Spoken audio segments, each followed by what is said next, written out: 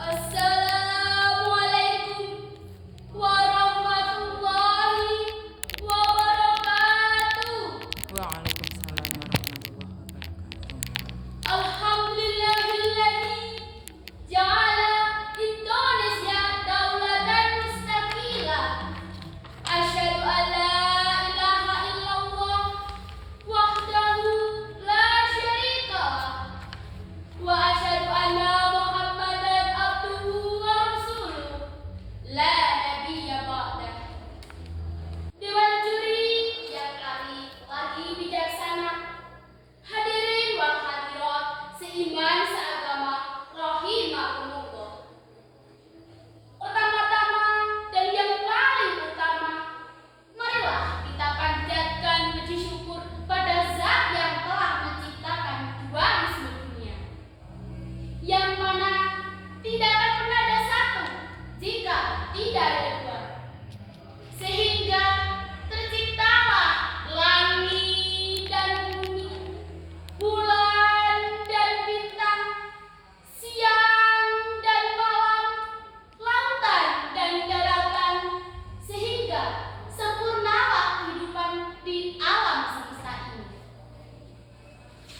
Kedua kalinya, sholawat beserta salam senantiasa tercurahkan kepada junjungan kita, Nabi Agung Muhammad Sallallahu Alaihi Wasallam, pemimpin umat yang menyirna kriminal dan maksiat, yang mengorbit cahaya selamat, yang mampu memberi syafaat kepada umat kelak di hari kiamat.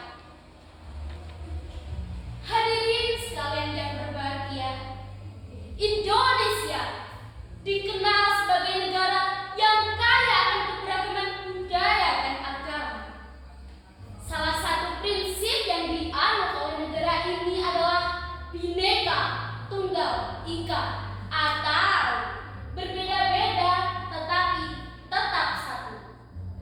Sementara di sisi lain, apabila tidak dijaga dan dikelola dengan baik, akan menimbulkan sumber potensi konflik, pertikaian, perselisihan, bahkan bentrokan yang mampu meruntuhkan falsafah negara. Pertanyaannya, saudara, apakah kita rela bangsa yang besar ini, bangsa yang dibangun dengan susah payah, cucuran keringat, linangan air mata, bahkan genangan darah para syuhada, harus roboh karena kepentingan pribadi atau golongan? Jawabannya tentu tidak, saudaraku. Oleh karena itu, izinkanlah saya menyampaikan sebuah pidato yang berjudul Moderasi Beragama sebagai Pemersatu Bangsa.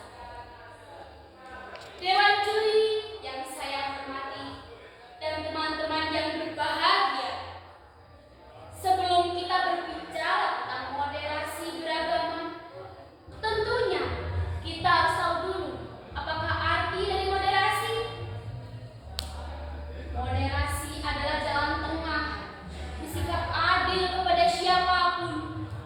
Lalu, apakah arti dari moderasi beragama?